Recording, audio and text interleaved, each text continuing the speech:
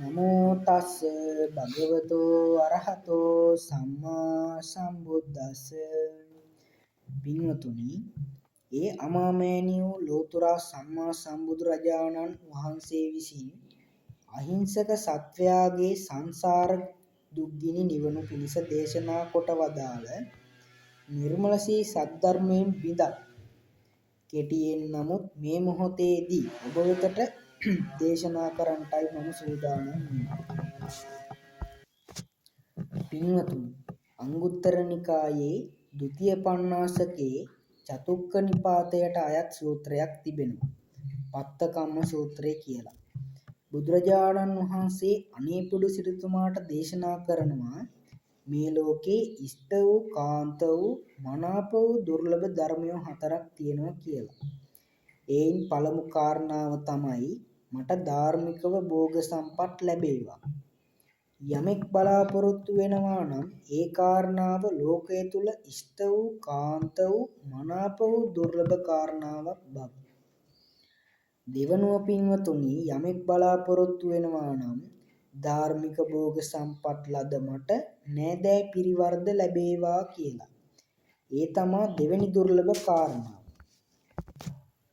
ඊළඟට පින්වතුනි, ධාර්මික භෝග සම්පත් හා නෑදෑ පිරිවර ලද මම දීර්ඝායුෂ භුක්ති විඳිම්වා කියලා යමෙක් කල්පනා කරනවා නම් ඒ කාරණාව තමයි දුර්ලභ කාරණා තුන්වන දුර්ලභ කාරණාව බවට පත් වෙන්නේ. අන්තිම කාරණාව වශයෙන් පින්වතුනි, ධාර්මික භෝග සම්පත් හා නෑදෑයන් ලබා දීර්ඝායුෂ විදී මම මරණින් පසු මතු සුගතගාමී උපත ලබම්වා.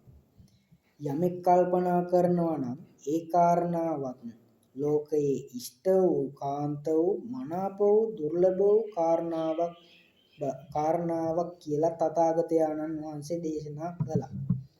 ඊළඟට පින්වතුනි, මෙම ධර්මතා 4 ලබා ගන්නට උපකාරී වන තවත් ධර්මතා 4ක් පවතින බව බුදුරජාණන් වහන්සේ අනේපිඬු සිටුතුමාට දේශනා කළා. ඒ මොනවාද? පළමුවෙනි කාරණාව තමයි ශ්‍රද්ධා සම්පදාව. ශ්‍රද්ධා සම්පදාව කියන්නේ පින්වතුනි, බුදුරජාණන් වහන්සේගේ නවාරහාදී බුදුගුණය කෙරෙහි අවබෝධයෙන් යුක්තව තථාගතයන්න් වහන්සේගේ අවබෝධය අදහන බව. දෙවෙනි කාරණාව බවට පත් වෙන්නේ ශීල සම්පදාව. ඒ කියන්නේ පින්වතුනි, ප්‍රාණඝාතය, සොරකම, වැරදි කාම සේවනය, මුසාවාදය, රහමෙර පානය කිරීම කියන 5 ආකාර දුෂ්චරිතයන් වලින් වෙන්නේ. ඊළඟ කාරණාව තමයි පින්වතුනි ත්‍යාග සම්පදාව. මොකද්ද මේ ත්‍යාග සම්පදාව කියන්නේ? බුදුරජාණන් වහන්සේ විස්තර කර දෙනවා තථාගත ශ්‍රාවකෙක් පහ කරන ලද මසුරු බව ඇති. දන් දීම පිණිස සෝදාගත් දෙයක් ඇතිව දන් දීමෙහි ඇලී වාසය කරන්ට කියලා.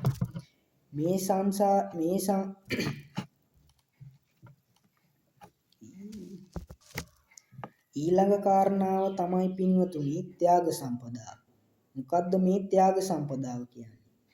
බුදුරජාණන් වහන්සේ විස්තර කරනවා තථාගත ශ්‍රාවකෙක් පහ කරන ලද මසුරු බව ඇති.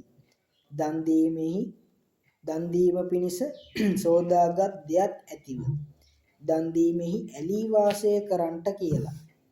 සංසාරයෙන් ඈතර වෙන්න නම් දානය කියන කාරණාව ඒ තරම්ම උපකාරී වෙනවා පින්වතුනි. අවසාන කාරණාව වශයෙන් බුදුරජාණන් වහන්සේ දේශනා කරනවා පින්වතුනි, ආර්ය ශ්‍රාවකයන් කාමච්ඡන්ද, ව්‍යාපාද, තීන මිද්ද, උද්ධච්ච, කුක්කුච්ච, විචිකිච්ඡා කියන නීවරණ ධර්ම 5 දුරු කිරීම පිණිස කටයුතු කළ යුතුයි කියලා. මේ කාරණාවට කියනවා පඤ්ඤා සම්පදාව කියලා. ඉතින් පින්වතුනි, මේ කියපු ශ්‍රද්ධා, ත්‍යාගශීලී හා පඤ්ඤා කියන ධර්මතා 4න් යුක්තව පින්වතුන් ඒකාන්තයෙන්ම ධාර්මික භෝග සම්පත් නෑදෑ හිත මිත්‍රාදීන් ලබා දීර්ඝායුෂ භුක්ති විඳින්වා පමණක් නෙවෙයි. ඉතින් පින්වතුනි, මේ කියපු සද්ධාව, ත්‍යාගශීලය හා ඉතින් පින්වතුනි මේ කියපු ශ්‍රද්ධාව, ත්‍යාගය, ශීලය හා පඤ්ඤා කියන ධර්මතා හතරෙන් යුක්තව පින්වතුන් ඒකාන්තයෙන්ම ධාර්මික භෝග සම්පත් නෑදෑ හිත මිත්‍රාදීන් ලබා දීර්ඝායුෂ භුක්ති විඳිනවා පමණක් නෙවෙයි මරණින් මතු සුගතගාමීත් වෙනවා.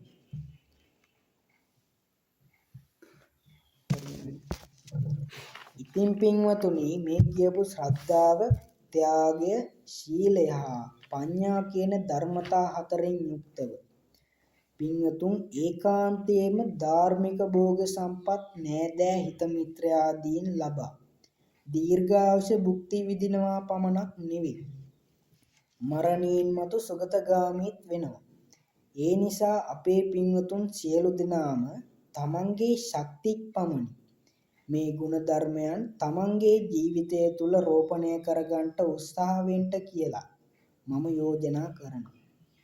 මේ කෙටි ධර්මානුශාසනාව මෙතනින් සමාප්ත කරනවා. සියලු දෙනාටම සම්මා සම්බුදු සරණයි.